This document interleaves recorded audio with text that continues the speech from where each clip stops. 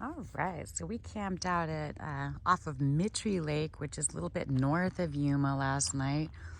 Oh my goodness, it's really nice. It was super, super quiet last night. Now there's like a military activity going on, so there's like loud booms every once in a while or whatever. And we can't see the lake from here, but we're sort of in this, there's a wildlife area. The lake is not that big, but it's very popular. Oh my God, there are a ton of people out here. There's an area just sort of northeast of the lake where there's this sort of like dirt maze. People are camped all over the place out here. Neighbors over there and over there, but since these bushes are so high, you can't really see anybody. At any rate, some of the tallest creosote bushes I've ever seen in my life are out here, which is awesome. I'm gonna collect some of these leaves to make tincture and then also an oil salve. So I found Everclear here finally. I didn't actually know until yesterday that you can't buy Everclear in California. So we go back, probably buy out their stash at the grocery store that we went to yesterday because I need that alcohol to make tinctures. Anyway, I'm gonna collect a little bit creosote and possibly some mesquite, although it's a little bit early. Typically you're supposed to do collecting for the mesquite in the late summer. Is January. We'll see. Anyway, it's really fun out here. And there's arrowweed out here too. So I probably collect some of that to make a salve. All right, so I got a pretty good collection. I collected all of this off of one large bush. Basically, you know, for responsible foraging, you don't take it all out of one place, clip around the bush. Ideally, you're foraging in such a way that nobody could come along and tell that you did anything to this bush at all. So, and then another important thing is like I use scissors to clip the growth or whatever I collected, but I made sure to clean the scissors really well with alcohol because I'm not trying to introduce anything funky into the plant either. You know, basically being respectful of the plant when you're foraging off it. And I mean, oh my goodness, the new growth on this, you can actually see the resin at the bases of the leaves, which is pretty awesome. That should extract nicely in some Everclear to make dry tinctures or dry herb tinctures and salves. How much am I worth? We're at Mittry Lake Wildlife Area. This is maybe 10 miles north of Yuma on the Colorado River, in the Colorado River Basin.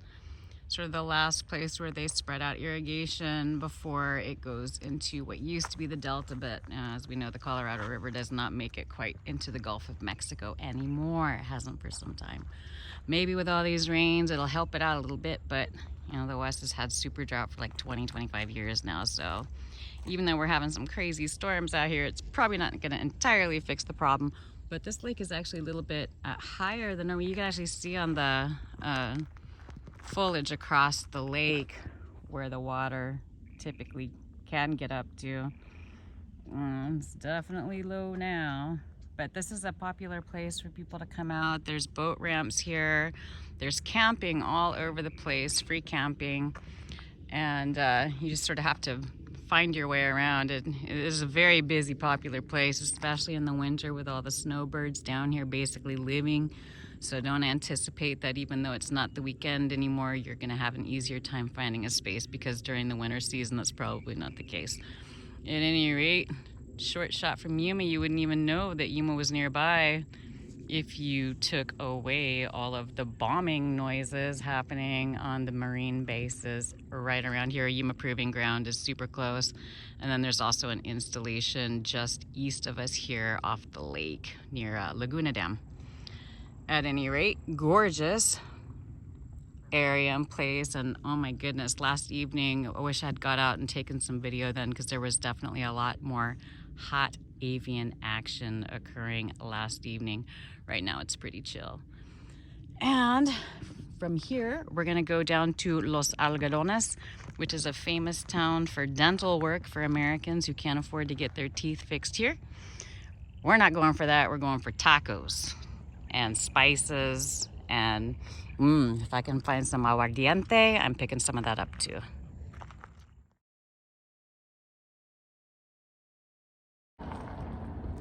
Okay, so we're at the Los Algodones border crossing area. There's a huge parking area. They have day parking and overnight parking. We just got the day pass. It's $6, but it's in an enclosed and secure lot run by the Quechan tribe, which has a reservation right here at Fort Yuma. And oh my goodness, place popular. License plates from all over the country. Ohio, Alaska, all these people that do not want to fuck with the cold. Down here and get your margaritas on, baby.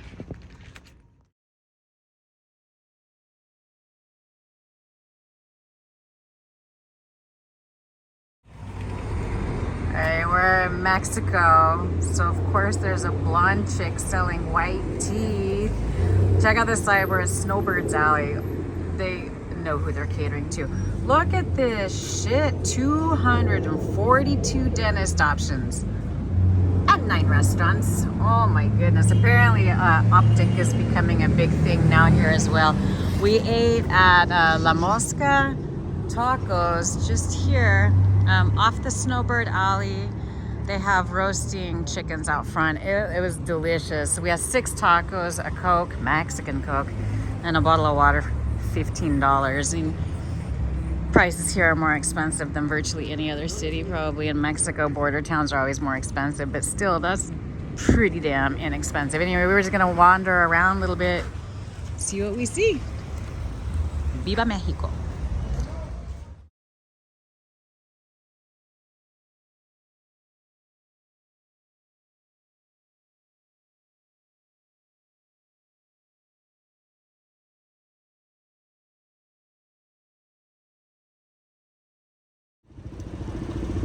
Interesting time here in Los Algodones. There's really not much going on here, but dentists and, you know, cheap pharmaceuticals, things like that.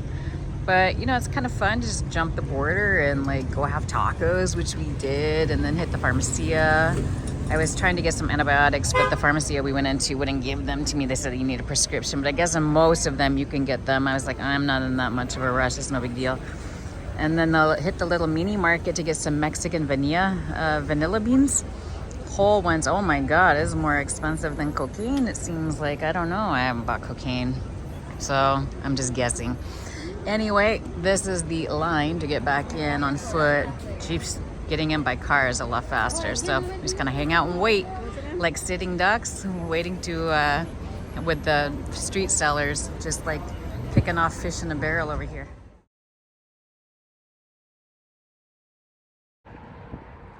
All right, so after our little venture into Mexico, heading west, we're back in California again at the Holtville Hot Springs, which I had never heard of before. This is a BLM facility in the El Centro, I think, district, or the Yuma district of the Bureau of Land Management.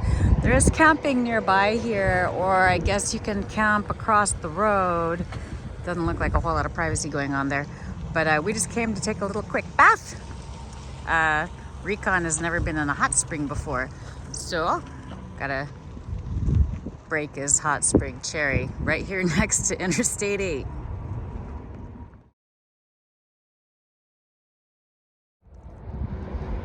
All right, oh my God, these springs are awesome.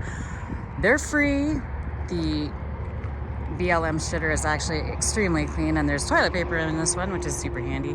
Trash bins. They have a little shower of the hot spring water to rinse yourself off before you get into the pools. I'm not gonna show you the pools because I want to respect people's privacy that are in them. But yeah, it's basically a free, just wander up here, day use only. There's plenty of parking around in this lot right next to Interstate 8. And there's a BLM camping across the road, I guess, for campers paid. And then we're gonna go find a place to camp just a bit south of here, so on the south side of I-8. The free camping, also BLM. Just around here is a little bit sketchy because of the Glamis sand dunes are right near here. It's very, very sandy in this area. But look at this little oasis, it's just beautiful. So this is like not part of the springs. The pools themselves are built out. There are 3 tubs, One has a very hot water, no place to sit, but little rocks for shorties like me to stand in the corners. And then the other two are smaller tubs, cooler. One at least one of them is cooler, and you can sit down in those. They're like the old school, like you see in the old Western cartoons, tin galvanized bathtubs. Anyway, what a find. Thank you, BLM. Thank you, Public Lands, for offering us this free opportunity to rest, repose, and basically just chill the hell out in some really hot water. Yay!